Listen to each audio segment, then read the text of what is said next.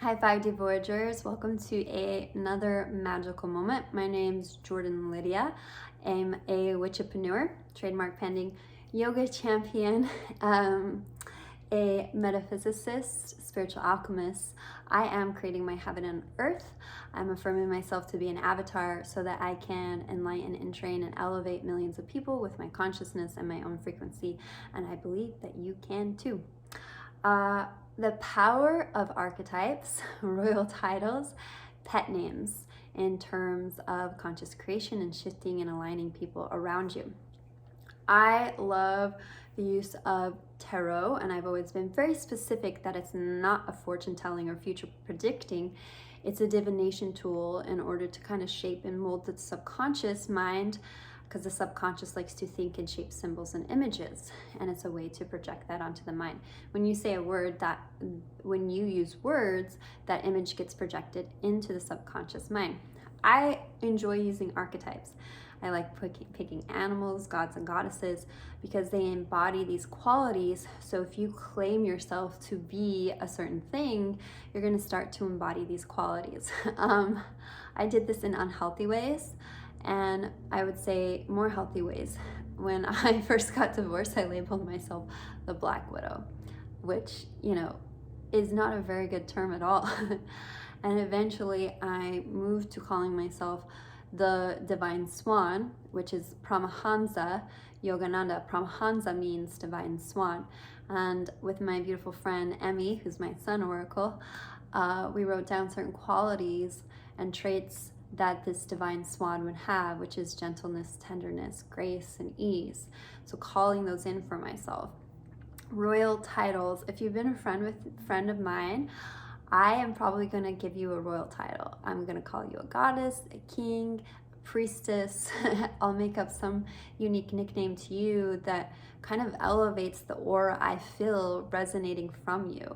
So really how you title people is important. I've titled people in very poor ways, and I've titled people in very elevated ways before. If you sit there and call people fuck boys, you're going to get a lot of fuck boys. But if you assume them to be lovers, then you're going to get a lot of loving energy. One of my friends was calling a client of hers crazy, and we talked about this, and I said, do you want this client to be crazy? She said no. I was like, what do you want him to be? Chill. So she started calling him Chill. And then a few days later, she was like, guess what? Guess who's mellowed out a lot? Because you're literally speaking it into existence. In yoga studio, I used to greet the students coming in as, Mr. or Mrs., Sir or Ma'am, and being more conscientious of the words I was using. I was like, well, how can I want to title these people coming in, and what is the title that I can use to give them? And I thought to myself, friend. So every student that comes in, I say my friend, and really that's the reality I've called for myself.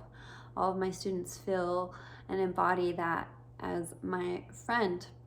So really thinking about the titles and the names that you're giving to things in terms of what you are consciously creating and how you're labeling the things around you. In the beginning was the Word, and the Word was God. So nomina su consequentia rea means names are the consequence of things. So if you're naming something a certain way, you're really going to actually create that.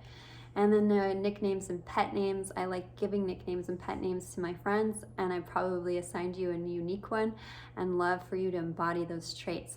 That being said, you don't have to keep the same one.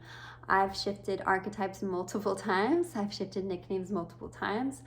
But it is how you want to see yourself, or you want to see other people. So it's like renouncing what you don't want in the person and calling forth what you do want instead. I did this intentionally after I went through a period where I was feeling very low. I didn't see myself in a certain way, and I went to the opposite assumption, which was instead of a broken woman, it was a sovereign woman.